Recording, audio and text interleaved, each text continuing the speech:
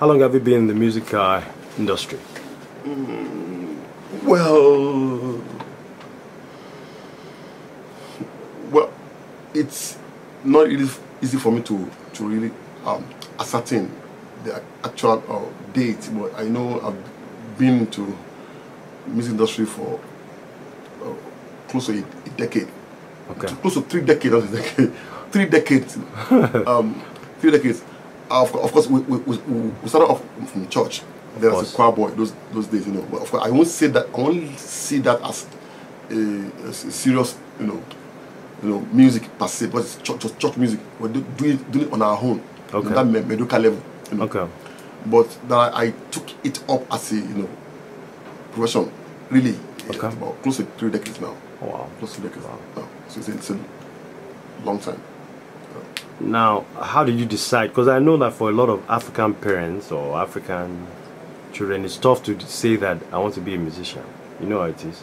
So how, and take us through the process of how you decided that I think this is it for me. Thank you. Music is my career. Thank you. At first it was tough. I remember that back then my sisters then we always forced me to fill particular course, you know, okay. Science course in jam form, precisely agri-economics. That I should not study music, you know. It was tough then at home then, but I thank God that I was able to find my way out.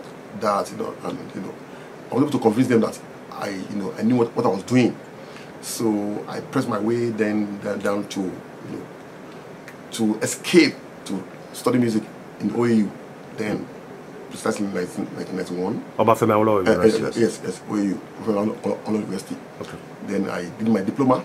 Okay. In music, then my first degree, the master's, PhD, okay. And later move on to Hollywood for a course, the postdoctoral course in music production and audio engineering. Okay. So it was tough for me at first, and later on my parents, my siblings, they saw need for me to press on, so they allowed me to carry on, to say in quotes, to proceed into studying music. Okay.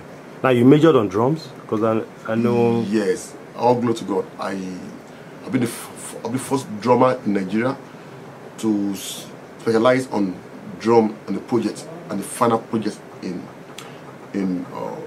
school. Then I did I majored on drums, so I did drum performance. Okay. So of course, ever before then, most people get into OAU, they major on other instruments, you know. So it was tough for me to be the first person to to be examined on drum, practical now. Okay. For my project. So to the point that there were no qualified lecturers then in OAU to assess me on my project. So the OAU then sent to Nigerian Nova School in Songota then to get some ideal drum score to assess me with, to see 1 or 2 drum trained drummer, okay. Then to assess me. That's why how I find myself and qualified as a drum student. Okay. So first drummer in Nigeria to major on drum at university level. Wow, interesting. Yeah. So how did you get into working with choirs as well? Because I'm sure you started as a musician, so you got into directing choirs. So talk about that a little bit. Yeah, as a choir boy, then of course we had musical heritage from my parents. Then okay. I remember a friend here now, Ayo. I remember vividly, 85 vividly, and we used to do some collaboration. Then he used to come from Mushi Challenge Macaulay, CSC. They used to drum with those women in their own region, Mushi. Okay. I used to drum women in Agege, so we went to win. So 85, yeah, it's a long time. So I remember then we had this raw talent then to drum, to do the best we could do then. Ever since then, of course, being a choir, as a choir boy, we had this musical heritage. We grew up with musical notes at home. Okay. My father was an organist, so the musical instinct is there, musical ability is there. was there. So I was able to fine tune that ability in OAU, then to know my right from left. Yeah. But I could read music score well ever before I went to OAU. Really? And yeah, well, were you reading drum scores then? Yes. I could start to play. So it would be difficult for me to succeed in OAU as a drummer without prior knowledge of music. Okay. I remember as far as 86, I had my ABRSM exam. And what is ABRSM? For those of us, of course, first grade. Association of Board of Royal School of Music, London. Oh, okay. Association Board of Royal School of Music, London. Okay. I think they have their agents every year in Nigeria. Okay. Back then, I remember then they would pay £5 then for the exam. Wow. So back then, so I found that ever since the middle 80s, I've been performing with one or two orchestra then in that church. Then played some one or two musical instruments. Laid my hands on violin, auto recorder, soprano recorder, and of course I could sing any given score then in on Messiah, and Messiah 18, and Creation, some other Jupiter and other major artwork. So I found out that I've been into musical heritage ever before I got into OAU. So with that ability, give me some enablement into coming into building up contemporary choir. Okay. So in OAU, I started up with campus choir. Okay. Started training campus choir, a couple of choir out there. So somehow I found myself now handling major choirs now in Nigeria and outside Nigeria. So you can trace everything back to musical heritage. And thank God for my parents that allow me to lay my hands on a few things, music theory those days. So musical heritage. And your association with Daystar started how? I joined Daystar as a drummer in 1997. I was given a contract then to train drummers for Daystar Church.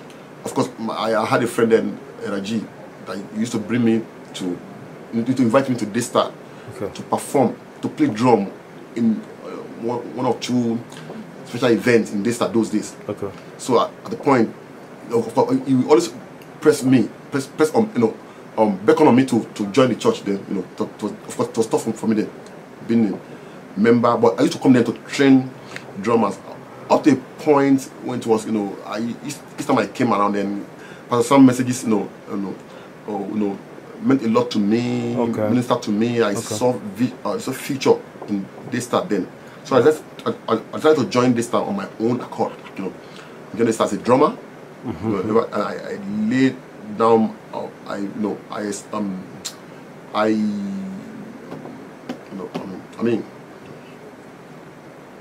My condition. I told church. I did my condition to be church drummer. Okay. But then when I stopped being a church drummer, from a couple of years before then, those days we used to perform, playing Beautiful Gates, Beautiful Gates in Redeem, So mid-90s, I told myself I want to stop playing for church. But somehow I found myself again in Daystar playing drum, 1998, 1999. Yeah. Drummer, and I gave some condition. And honestly, Pastor Sam met all the condition I would give them. Like changing the drum, changing the snare, and all the basic things.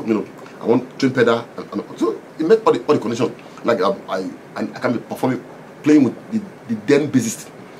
Church give us, allow me to bring the bassist of my choice, then keyboardist of my choice. So I saw no reason for me not to join Daystar. So I became Daystar drummer.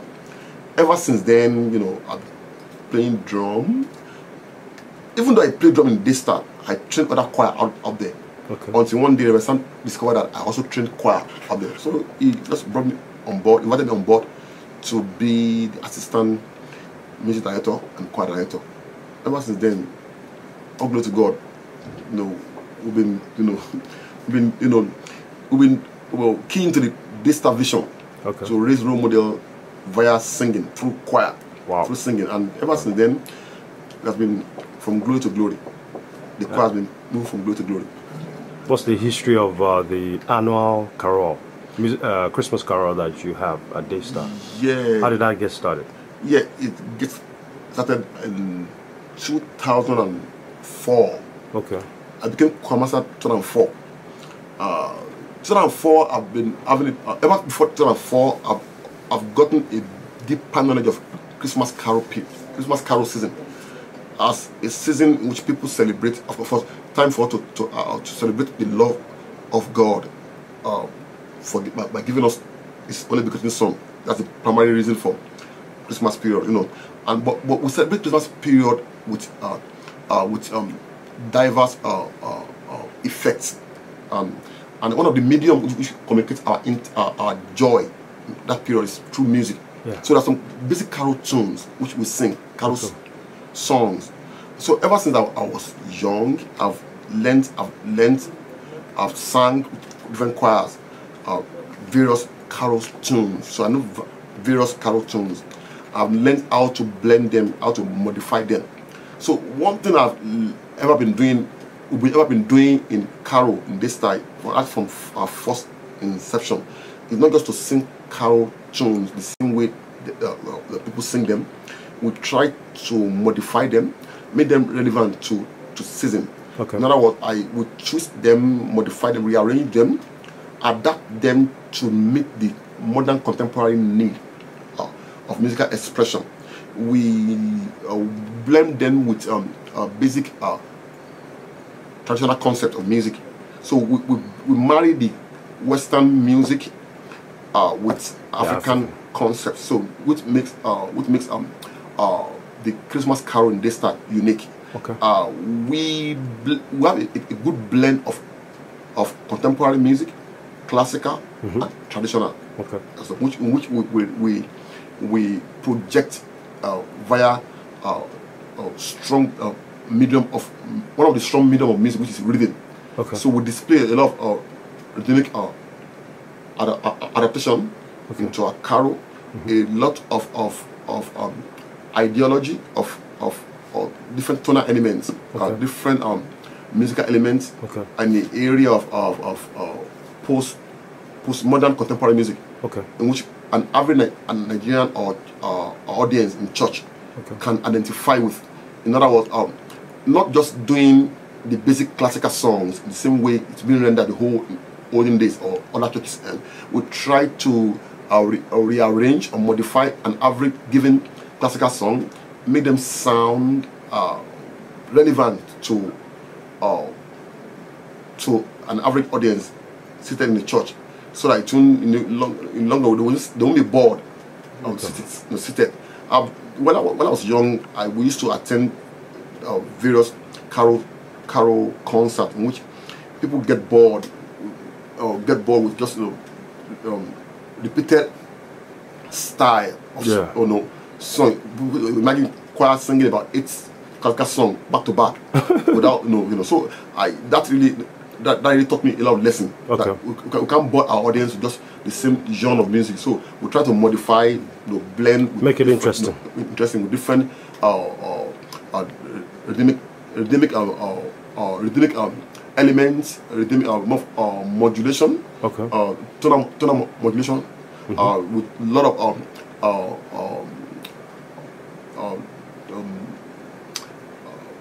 features of 21st century music, like going away from olden days musical elements. Exaggerate tempo, adjust our speed to fit in to modern music. We accompany some of the known classical songs with musical instruments. We bring in the blend of drama to blend with Western orchestra, which is almost contrary to law of music. So we marry the element of African drumming with Western instrumentation orchestration. And in the long run, we're able to come out with something unique, not the usual carol people are used to. So that has been one of the secrets why people appreciate our carol performances because they are really they're unique and they're relevant to an average Nigerian, average Daystar member. Okay. I think that's one of the reasons why we're unique. Yeah. Yeah. So, like the DVDs for the concerts, are they available for sale? Yeah, they're available at our bookshop. Okay. Family First and a couple of major bookstores in the country. Bookstores in the country. And okay. The other thing I was going to ask you about the carol is, do you guys like publish the, what would I say, the score? Like, do you score the music? Yes, we noted. And do you make it? Yes, we noted our music. What we use score with Tibelo 6, of course. Tibelo 6 is software to notate. So we have all our major work for the past 8 years in score, both in soft copy and hard copy. Okay. But we are not allowed for now to sell them. They're not for commercial purposes for now. For the purpose of archive. Then archive. Daystar archives. Choir archive for now. Okay. So all your musicians, do they read music, or how do you bring together people? Yes. To play for you. Church is unique in the area of our core value. In the aspect of our core value, one of our core value is excellence. So we don't joke with doing things right, doing things well, you know. So we have good seasoned musician in Daystar, and ever since I joined, of course I met a couple of guys also in Daystar. Okay. People like Nigerian, of course the encouraged me to join, to come on board. Ever since I joined, also I also been encouraging people of like mind to join. Yeah. And one of the oldest member of the Daystar musician is also a PhD holder now, Sheikh Kenny. So a PhD in music? Yes. Wow. Lecturer at OAU, lecturer at Unilag. University of Lagos. Yeah, Unilag. Yeah. He's the band leader. He's the bassist. One of the bassists. We have 3 contract bass guitarists. Okay. About 2 volunteers. Okay. 4 contract keyboardists. Okay. Contract staff keyboardists. About 4 or 5 keyboard volunteers. Altogether, about 9 keyboardists. Wow. Same thing for drummers. We're almost 34. Wow. 34 musicians in Daystar. Just musicians? 34. Almost 30 of us contract staff. And, how big is the choir? The choir itself? The choir's numerical strength now is close to 600. But you know, because Daystar is a mobile church, people are in their prime age to, make ends meet. So a lot of people are on transfer, on outside Lagos weekend for course. So we hardly have full hours, but on average we have about 400. Wow. 400. So we have choir 1, okay, taking care of 4th and 2nd service. Okay. Choir 2, taking care of 3rd and 4th service. So once in a while we have a combined choir. So our numerical strength right now is 400. Wow. You're a busy man. Yeah. Okay. What's your vision for the choir, though? Because I mean, I've heard a lot of good things about what you've done here, though. Where are you actually taking the choir to? What's to come? What should we look out for in the future? Good. Our vision in this choir has always been in line with the vision for the church. Okay. Raising a role model. Okay. And I've always worked on this aspect of being making an average chorister a role model chorister. Okay. In other words, when you've been asked to sing outside, okay, can you just do the basic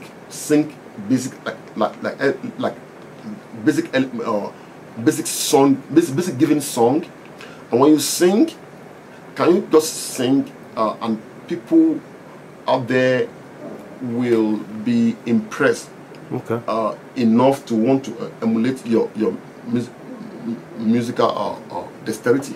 So we try to make an average chorister a good chorister, build a basic musicianship in them, improve every year. We try to improve musicianship level of an average chorister in Daystar. The name of the choir is Instrument of God.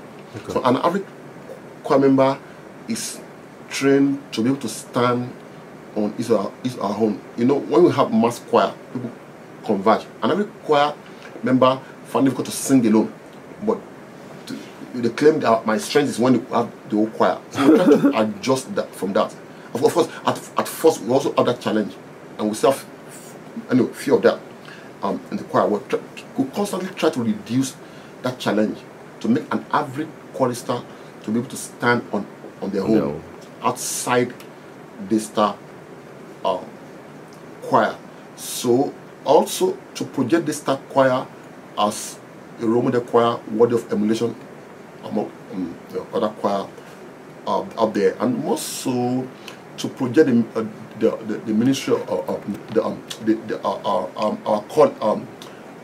project the assignment God has given to all of us into music, projecting through music. In other words, go ye and preach the word. So project the assignment in music, and preach the gospel of Jesus Christ in music, through music. Yeah. Preach the gospel through music, and not just through music, to preach the gospel through standard music, 21st century gospel music, which everybody can identify with. Yeah. Not that people sing, not that we sing, people want to close their ears. So our music keep evolving over years, keep evolving. So we try to adjust. Obviously, we're in this world, we're not of the world. So we try not to shy away from common musical genre running. So we try to blend what's in vogue that people can identify with into, of course, into mode of worship, mode of singing. We don't just sing songs that will not edify. We lay emphasis on singing songs that edify every Sunday, songs that project the vision of Daystar alongside with what we do. So, is that okay? Sure. Two more questions for you. This question may be a little bit controversial, but try as much as possible to answer it. Honestly, do the best. What is your take on pastors that say musicians shouldn't get paid? They shouldn't be paid for what they do. They should offer their service for free. Okay. Let's. Have you come across ministries like that? Yes. What is your take on that? My journey, I've met several pastors, and when I was young, I found it difficult to deal with them because I believe that when I was young, I didn't have much information to tackle such. But as time went on, I found myself in the Bible that it's not right. It's not right. Okay. I think that their information is based on how much of that information they cut in the Bible. Okay. And so if you can look deeply into Old Testament, precisely Book of Chronicles, I found out that it was David was able to establish standard music in the Bible through the Levites. Got Levites, that put out, they were there full time to get God's presence through music, through music. They didn't just do it anyhow.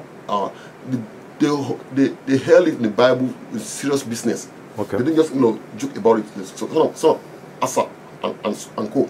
They didn't just joke about they didn't take it with levity. So something we lay emphasis on now. We hold our background now because music can be traced to biblical our age. So you can't just take the aspect of music, compare with other units in church, like ushering departments, whatever. Because music department is a refined ministry. We need to constantly rehearse, prepare yourself. So to get the best on the altar. So for you to get good musician, you need that you can place demand on.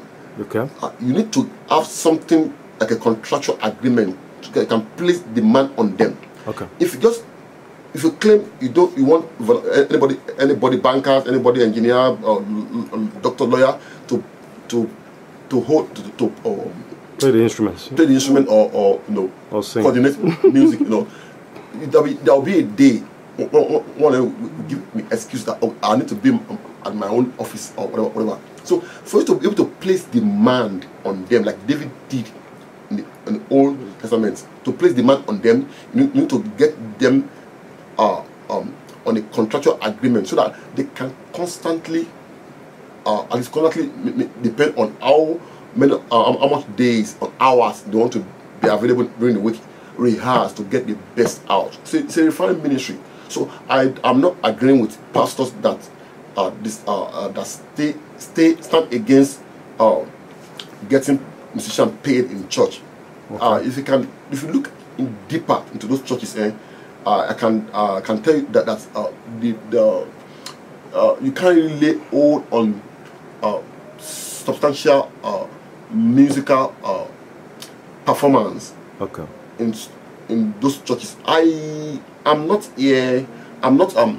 judging now. I'm not trying to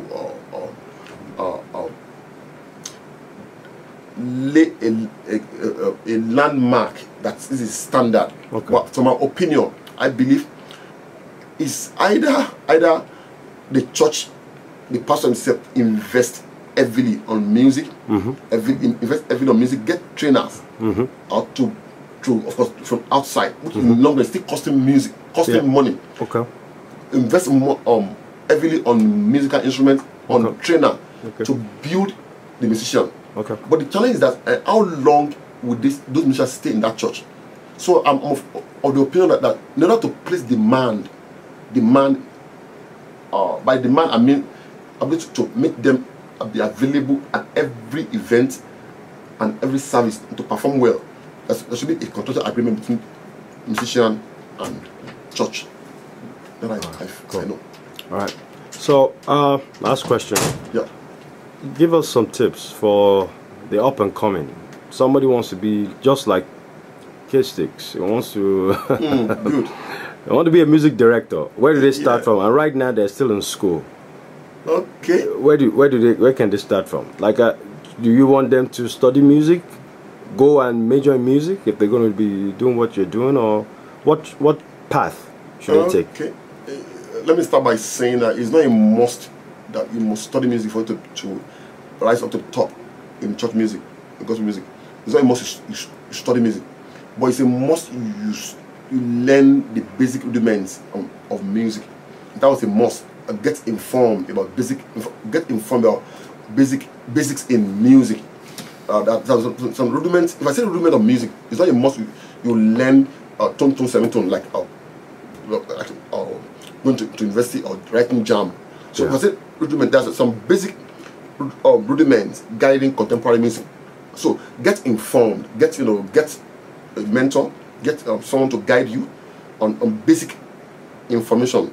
So it's not a must you study music, but I recommend it strongly that you should, at least to know how to saturate is a strong one. I recommend that strongly for you not to be limited. So that's my take. And then to look, and I want to advise that and every aspiring music director should look inward to look what you can do best. Look for your area of strength and your area of weakness. So I find that a lot of people these days they copy, music director A want to copy music director B. The song they sing in church A may not work with your church B because the song you sing should be tailored on the vision of your church, your pastor. Okay. So look inward to know what you can do best. Look inward to know your area of strength. So based on that, get relevant information, mentor to help you in your area of weakness. So, but in your area of strength, look inward and strengthen yourself in your area of strength. So I want to advise that your church, your pastor should be your first worshiper. So never do a song that your pastor will not that will not move your pastor. So your pastor is number one church member. I mean, church member now. Your church, your song should be able to appeal. Your musical prowess should be able to appeal to your senior pastor, to your pastor first. In other words, if your pastor does not appreciate your success or all you do, then it's to me, I believe you're just wasting time. So look inward to what your pastor will appreciate in you and encourage yourself in that aspect. Then get relevant information from the senior ones. I still talk to a couple of guys, the senior ones there, to, you know, if I ask one or two questions, I still look up to them. I have people I look up to. I look inward also to myself, to be original, to be myself. I like to do things that I feel I get inspired of. I don't like copying people. I like to be myself, you know, look at things I believe God gave me. So I look inward. And above all, I pray unto God every time for inspiration. I get inspired by God. Yeah. So beyond knowledge, you know, is God. You know, yeah. God get me inspired. You know, yeah. Do things that, you know, keep me in the right frequency with God. You know, to do things. So all these are my, you know, background. You know, things I do. Like, my encouragement to an upcoming artist, upcoming music director is to, you know, look inward, pray to God, look into what you feel you can do best, you know, like effortlessly, without struggling. Yeah. Think you can do best, and you know that God has deposited in you your area of strength. My area of strength is may not be someone's area of weakness. You know, my area of weakness is someone's area of strength. You try to know yourself. But I know myself over years. I know my area of strength is rhythm. So each time I arrange song, I try to play around on my area of strength. So if you know our area of strength, we won't have need to clash, to be envious of each of one another. So I know my area of strength is more of rhythmic permutation. So most of the time I look up to someone that's very strong in harmony or melody. I will try to to team up. So know your area of strength, know yourself, and God will always help. All right. I'll try. Yes, sir. Thank you very much. KSticks. You're welcome.